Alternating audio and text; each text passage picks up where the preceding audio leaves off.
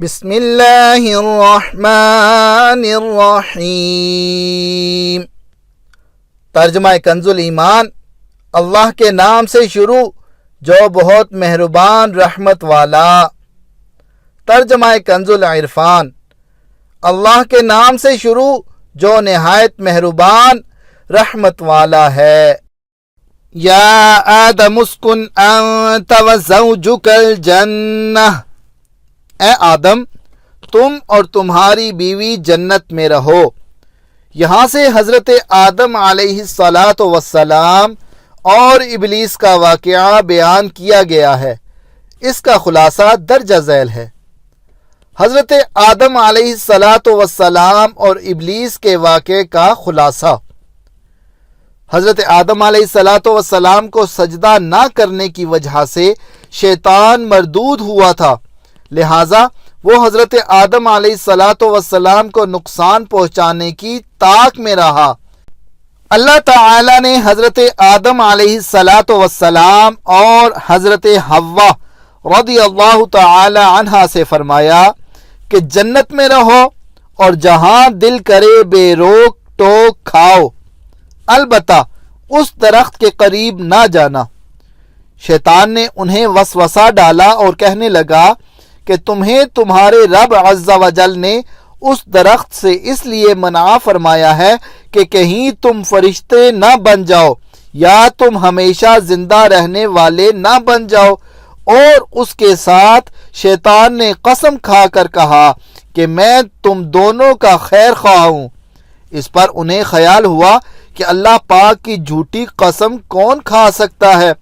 اس خیال سے حضرت حوا رضی اللہ تعالی عنہا نے اس میں سے کچھ کھایا، پھر حضرت آدم علیہ السلام کو دیا تو انہوں نے بھی کھا لیا اور یہ خیال کیا کہ اللہ تعالی کی ممانعت تحریمی نہ تھی بلکہ تنزیہی تھی، یعنی حرام قرار دینے کے لیے نہ تھی بلکہ ایک ناپسندیدگی کا اظہار تھا۔ یہاں حضرت آدم علیہ السلام سے اجتہاد میں خطا ہوئی اور خطائے اجتہادی گناہ نہیں ہوتی، چنانچہ شیطان کے دھوکے کی وجہ سے انہوں نے اس ممنوع درخت کا پھل کھا لیا اور پھل کھاتے ہی ان کے پردے کے مقام بے پردہ ہو گئے اور وہ اسے چھپانے کے لیے ان پر پتے ڈالنے لگے۔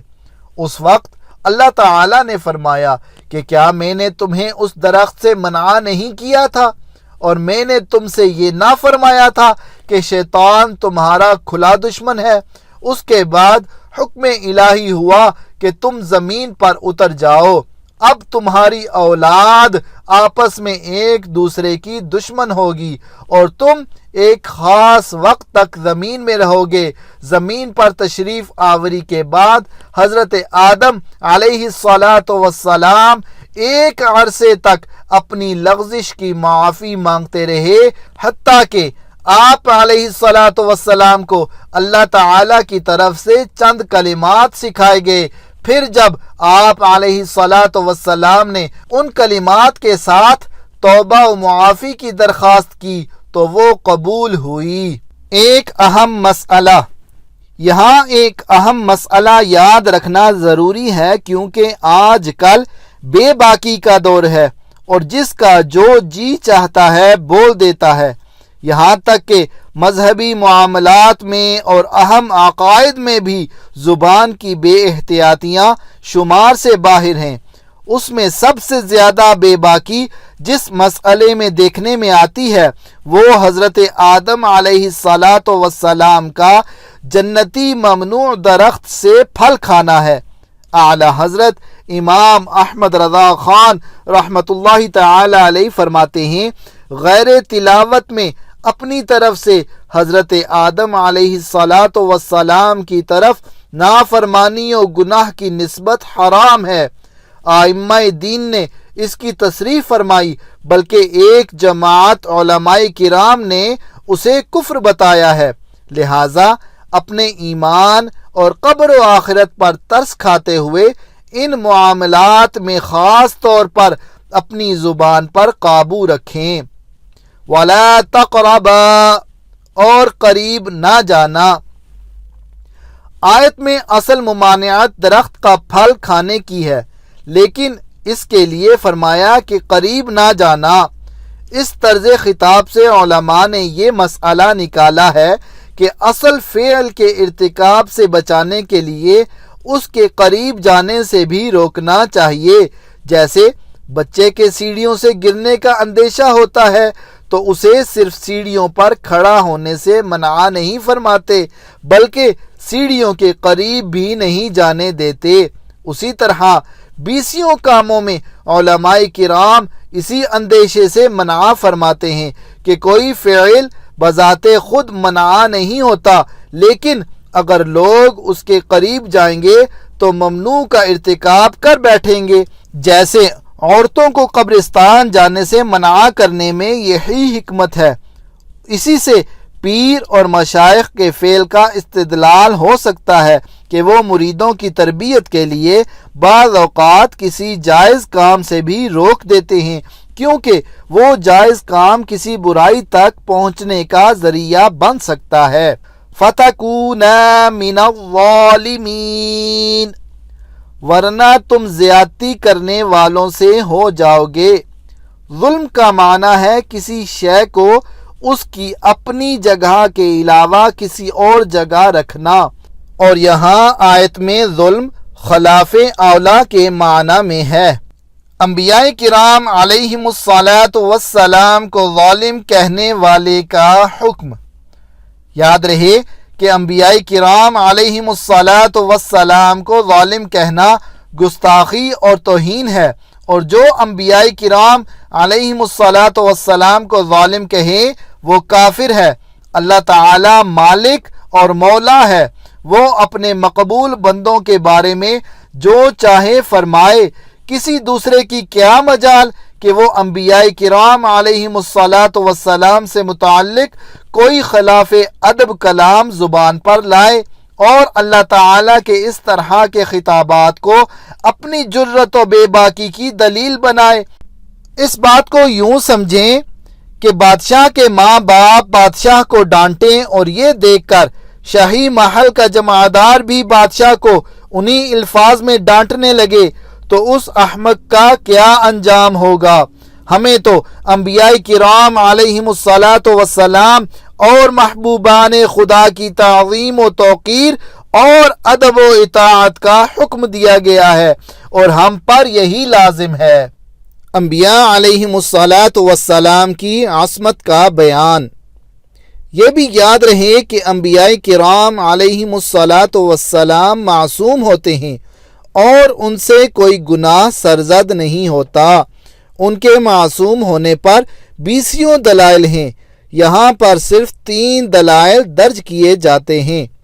نمبر 1، انبیاء کرام علیہم الصلاۃ والسلام اللہ تعالیٰ کے چنے ہوئے اور مخلص بندے ہیں، جیسا کہ اللہ تعالیٰ نے حضرت ابراہیم، حضرت اسحاق اور حضرت یعقوب علیہم الصلاۃ والسلام کے بارے میں واضح طور پر ارشاد فرمایا، اِنَّا أَخْلَصْنَاهُمْ بِخَالِصَةٍ ذِكْرَ الدَّارِ۔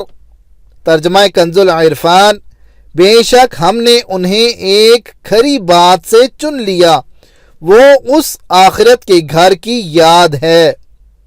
اور حضرت یوسف علیہ الصلاۃ والسلام کے بارے میں ارشاد فرمایا، اِنَّهُ مِنْ عِبَادِنَا الْمُخْلَصِينَ۔ ترجمہ کنز العرفان، بے شک وہ ہمارے چنے ہوئے بندوں میں سے ہے، اور جو اللہ تعالیٰ کے مخلص بندے ہیں شیطان انہیں گمراہ نہیں کر سکتا، جیسا کہ اس کا یہ اعتراف خود قرآن مجید میں موجود ہے۔ قال فبعزتك لأغوينهم أجمعين إلا عبادك منهم المخلصين۔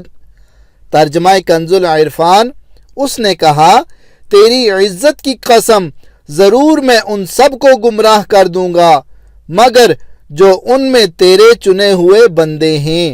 اس سے معلوم ہوا کہ انبیاء کرام علیہم الصلاۃ والسلام پر شیطان کا داؤ نہیں چلتا کہ وہ ان سے گناہ یا کفر کرا دے۔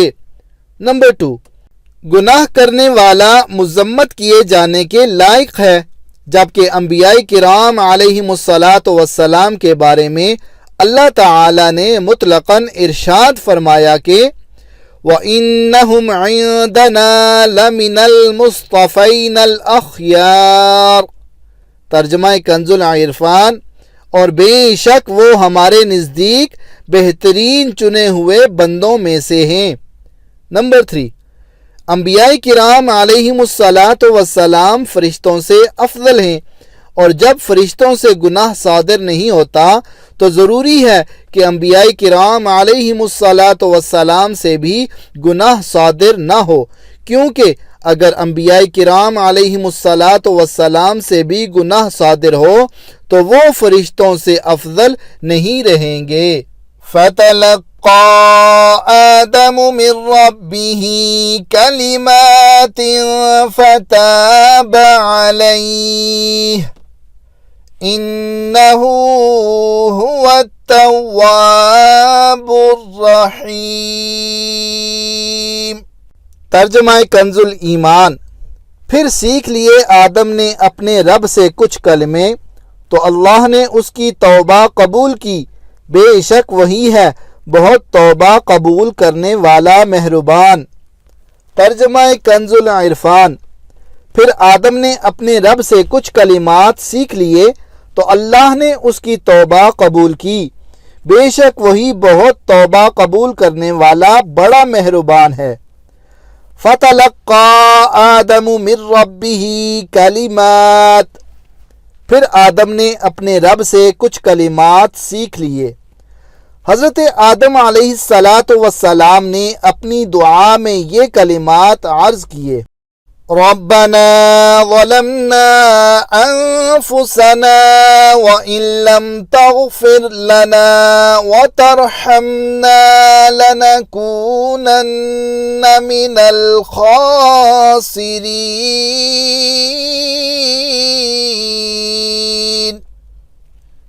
اے ہمارے رب، ہم نے اپنی جانوں پر زیادتی کی، اور اگر تو نے ہماری مغفرت نہ فرمائی اور ہم پر رحم نہ فرمایا تو ضرور ہم نقصان والوں میں سے ہو جائیں گے۔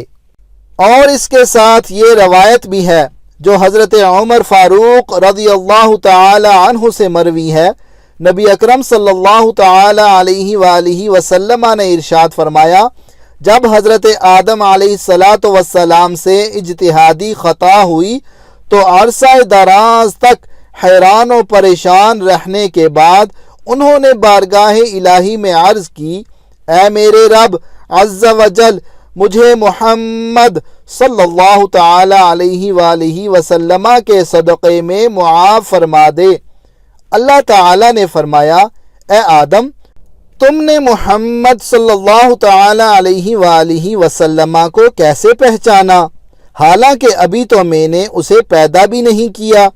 حضرت آدم علیہ السلام نے عرض کی، اے اللہ عز و جل، جب تو نے مجھے پیدا کر کے میرے اندر روح ڈالی اور میں نے اپنے سر کو اٹھایا تو میں نے عرش کے پایوں پر لا الہ الا اللہ محمد الرسول اللہ لکھا دیکھا تو میں نے جان لیا کہ تو نے اپنے نام کے ساتھ اس کا نام ملایا ہے جو تجھے تمام مخلوق میں سب سے زیادہ محبوب ہے۔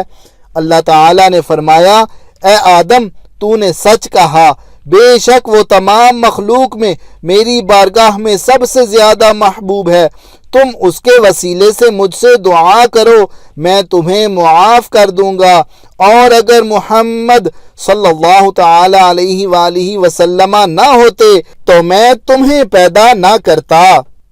بارگاہ الہی کے مقبول بندوں کے وسیلے سے دعا مانگنا جائز ہے۔ اس روایت سے یہ بھی ثابت ہے کہ مقبولان بارگاہ کے وسیلہ سے بحق فلاں اور بجاہ فلاں کے الفاظ سے دعا مانگنا جائز اور حضرت آدم علیہ السلام کی سنت ہے۔ یہ یاد رہے کہ اللہ تعالیٰ پر کسی کا حق واجب نہیں ہوتا، لیکن وہ اپنے مقبولوں کو اپنے فضل و کرم سے حق دیتا ہے، اور اسی فضل و کرم والے حق کے وسیلہ سے دعا کی جاتی ہے۔ اس طرح کا حق صحیح احادیث سے ثابت ہے، جیسے بخاری میں ہے: من آمن باللہ وبرسولہ واقام الصلاة وصام رمضان کان حقا علی اللہ ان یدخلہ الجنہ۔ جو اللہ اور اس کے رسول پر ایمان رکھے اور نماز قائم کرے اور رمضان کے روزے رکھے تو اللہ عز و جل پر حق ہے کہ اسے جنت میں داخل کرے۔ توبہ کا مفہوم اور اس کے ارکان۔ آیت میں توبہ کا لفظ ہے۔ یہ لفظ جب اللہ تعالیٰ کے لیے آئے تو اس کا معنی اللہ تعالیٰ کا اپنی رحمت کے ساتھ بندے پر رجوع کرنا ہے یا بندے کی توبہ قبول کرنا ہے، اور یہ لفظ جب بندے کے لیے آئے تو دوسرے مفہوم میں ہے۔ توبہ کا اصل مفہوم اللہ تعالیٰ کی طرف رجوع کرنا ہے۔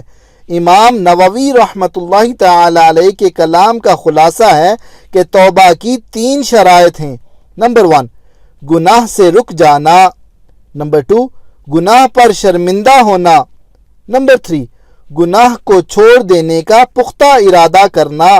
اگر گناہ کی تلافی اور تدارک ہو سکتا ہو تو وہ بھی ضروری ہے۔ جیسے اگر کسی نے نمازیں چھوڑی ہوں تو اس کی توبہ کے لیے پچھلی نمازوں کی قضا پڑھنا بھی ضروری ہے۔ یوں ہی کسی نے دوسرے کا مال چوری یا غصب یا رشوت کے طور پر لیا ہے تو توبہ کے لیے مال واپس کرنا بھی ضروری ہے۔ قُلْنَا اهْبِطُوا مِنْهَا جَمِيعًا فَإِمَّا يَأْتِيَنَّكُم مِّنِّي هُدًى فَمَن تَبِعَ هُدَايَ فَلَا خوف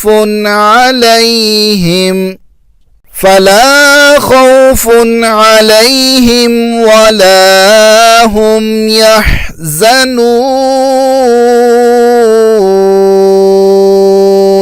والذين كفروا وكذبوا بآياتنا أولئك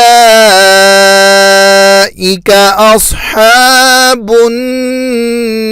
النار هم فيها خالدون۔ ترجمہ کنز الایمان۔